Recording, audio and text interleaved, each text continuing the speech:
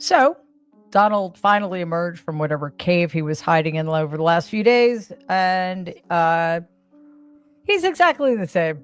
I know, shocking. He came out to make some big announcements that turned out to be meaningless, really. But in the midst of it all, he managed to threaten yet another blue state, Colorado this time. We'll get to that. Donald Trump has faced attacks from every direction.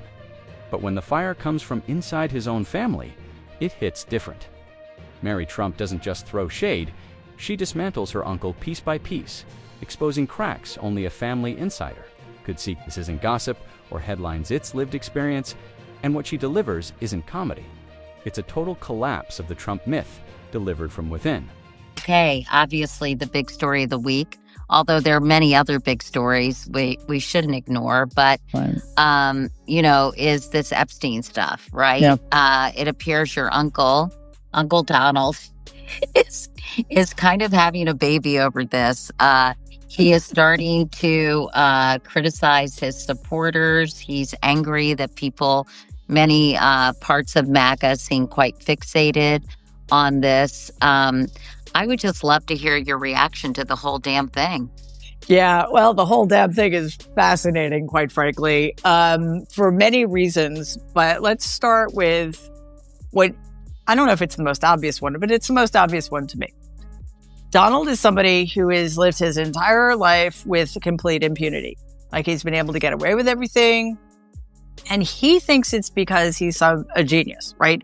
He thinks it's because he's so all-powerful. Before we dive in, don't forget to hit subscribe and smash that bell icon. Now, Mary Trump's biggest weapon: proximity. Sure, critics like George Conway or Rosie O'Donnell can take shots from the outside. But Mary grew up behind the curtain. She knows where the insecurities started, where the cracks first showed, and how Donald's ego inflated into a balloon the size of a Macy's parade float. Her roast doesn't just stinge at cuts, straight to the wiring underneath. That he can manipulate people to do whatever he wants them to do. But the truth of the matter is, it's because he's been enabled his whole life by people like my grandfather and others. And now, most recently, of course, it's been the Republican Party and, of course, his followers. What he doesn't understand is that he can't turn off the switch. Now, I understand why he would think that, because, again, he has gotten away with everything pretty much. Mary kicks things off by tearing into Donald's obsession with appearances. From childhood, she says, he wasn't chasing real success, he was chasing the image of it. He didn't care about substance, only the spotlight. That's why every Trump venture is more branding than business. Trump Steaks, Trump Water, Trump University. None of them had to succeed, as long as the name gleamed in gold.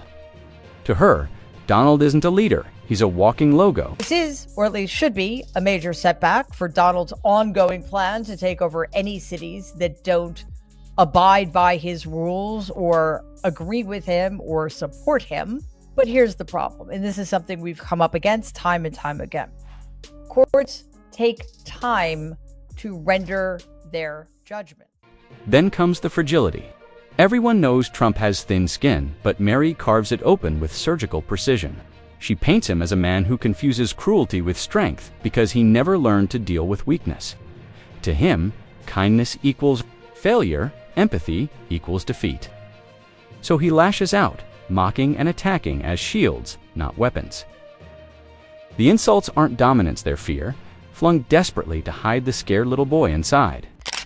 So it seems that this is the pattern. A blue state is already on the enemy's list because blue states don't support Donald Trump. They don't vote for him. We hate his policies and we hate him.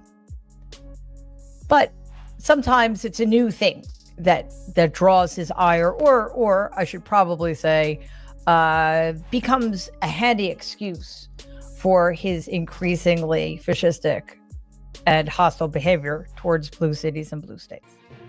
Mary digs into Trump's obsession with winning. Every success in his story inflated, every failure buried or blamed on someone else. He brags about being self-made while sitting on his father's fortune. He calls himself a genius businessman. While leaving behind bankrupt casinos and failed deals, Mary says he's less a mogul, more like the kid who cheats at Monopoly. Flips the board when he loses and still demands everyone call him the champion. There's nothing to see or hear, move along. It isn't going to fly, and it is kind of fascinating that is this issue. But I think he does not know how to process it at all, because unbelievably, for those of us who believe in accountability and who believe he's done horrible things for decades now, he cannot process the fact that he doesn't control this. Validation, that's Trump's drug of choice.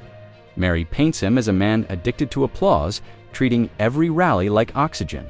He isn't leading, he's performing. His lies, not tools, but survival instincts.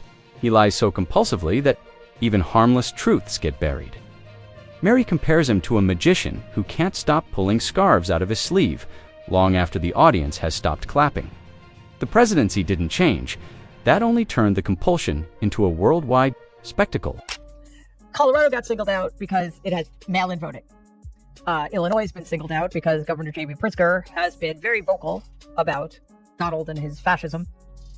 New York has been singled out, well, because it's New York, and we've known for decades exactly who this pathetic moron is. The roast sharpens when Mary digs into his cruelty.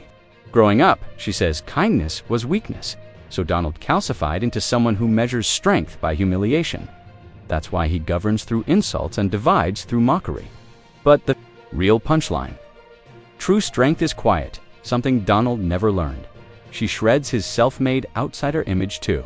His life is proof of the opposite. Failed products, bankruptcies, Twitter meltdowns. With Donald, exaggeration isn't needed. The facts roast themselves. And do you think that his lashing out at his supporters is just a sign of his inability to comprehend this pushback, and that's why he's kind of lashing out? Mm-hmm. Yeah, I think it's that. I think it's also it's insecurity, right? It's his understanding on some level. Mary just lines up the facts, and the absurdity glows. The only man who could bankrupt a casino. The only president to treat press briefings like failed stand-up sets. The only leader who measures success by TV ratings. She also torches his twisted the idea of loyalty demanding devotion from everyone but giving none in return. To her, Donald isn't building a legacy. He's building a meme, destined to live on, not as a statesman, but as a punchline in history's group chat. One of the things he's most afraid of is being found out. To be, to have people understand that everything about him that's projected publicly is based on a myth.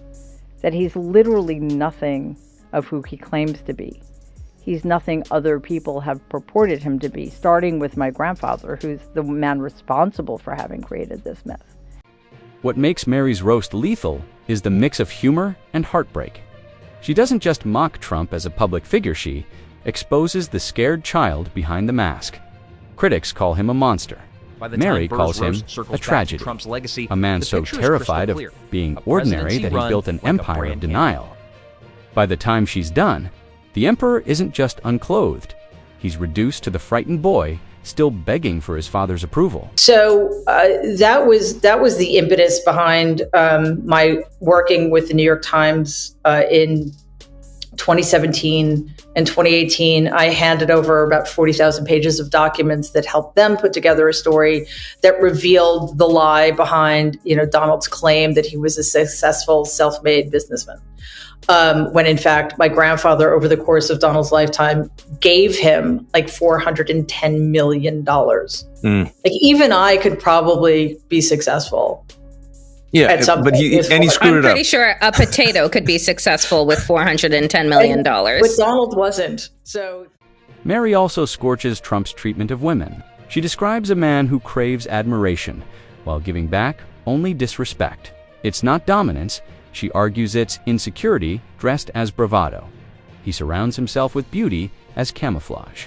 For chaos, treating women like trophies to be displayed, not people to be respected. His idea of loyalty, a vending machine, insert praise, get protection, hesitate, and you're gone. That isn't leadership. That's cowardice, wrapped in a suit. But let's stop saying we and us, okay? It's them. It's these power-hungry murderers who care no more about our actual living, beautiful, wondrous children than they do about the goddamn clump of cells they pretend to revere. And it is we, those of us who value life, who would do anything to keep our children safe and create a world in which they can thrive and even survive until adulthood, who need to hang these murders around the Republicans' necks and let the blood of our children, who are dead as a direct result of their willful inaction, stain them forever. Donald talks like he belongs beside Lincoln and Roosevelt.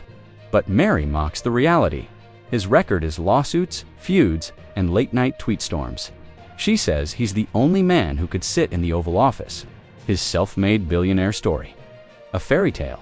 Mary crushes the myth Trump didn't build an empire. He borrowed it, burned it, and rebranded the ashes.